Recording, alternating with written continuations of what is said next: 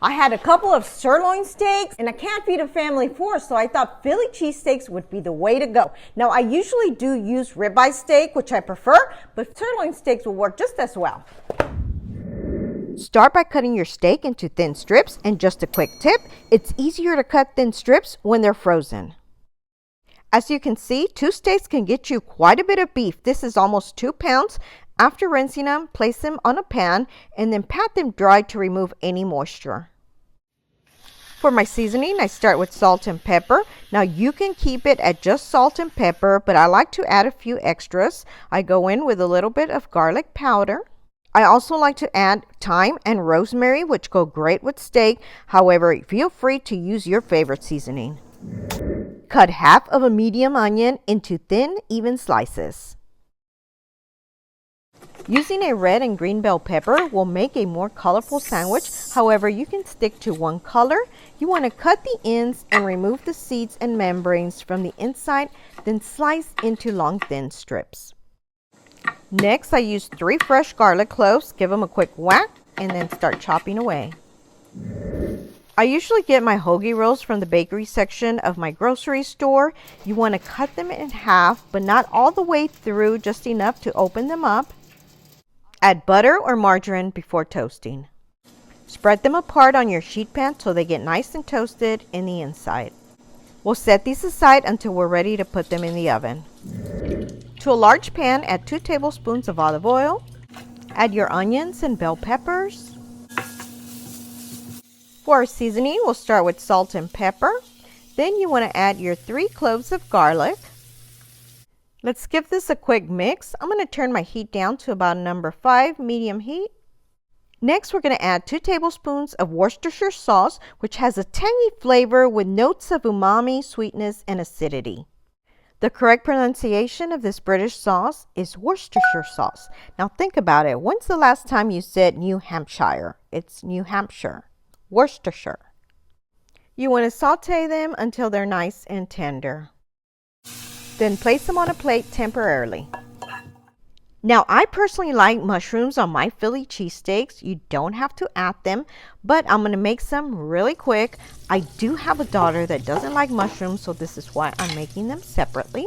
You just want to add a little bit of olive oil and 4 tablespoons of unsalted butter. Season with a little bit of salt and pepper and a splash of Worcestershire sauce. Then cook until nice and tender. Now that my veggies are done, this is when I like to go in and add my bread in the oven. You want to bake this at 350 degrees for about 5 to 6 minutes.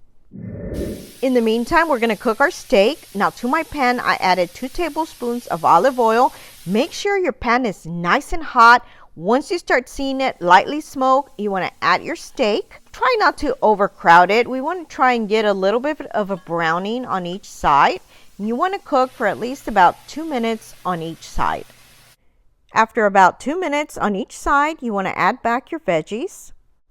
Give it a good mix to combine all your flavors. For my cheese, I like to use provolone cheese, and this is freshly cut from my grocery store deli. Add your cheese around your pan, giving it a nice layer. Just real quick, with the algorithm changing lately, I feel like some of us are falling in between the cracks. So I really need to ask for your help. If you can please give me a like, comment, and share this with your friends. That way I can continue to bring you more content like this. I turn my heat down to low and I just want my cheese to melt. So to speed up the process, I just cover it up. In the meantime, I'm going to add mayonnaise to my hoagies. Oh my gosh, guys, I don't know if y'all can hear in the background, but it is pouring outside. Now, it's been raining quite a bit. I am so ready for this rainy weather to be gone. Let's check on our cheese, and these are looking pretty good. So I'm going to go ahead and turn off my heat. The cheese will continue to melt on its own. Now we're ready to add it to our bread and start assembling it. And look at that cheese. I can't wait to have it, guys. Now I'm going to add my mushrooms. Again, if you don't like mushrooms, you can skip the mushrooms. All right, we got to have a pickle here, so let's add a pickle. Now, usually I like to make fries, but I didn't make any fries today, so chips will have to do. Sometimes I also like to drizzle a little more mayo on top, but take a look at this. What do you think? Now for the best part, eating it. Oh my gosh. That's gonna be a big bite.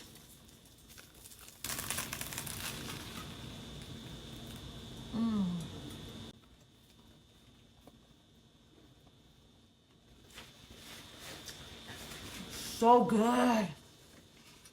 Give it a try. If you haven't already subscribed, please be sure to do so below or hit my little picture on the side.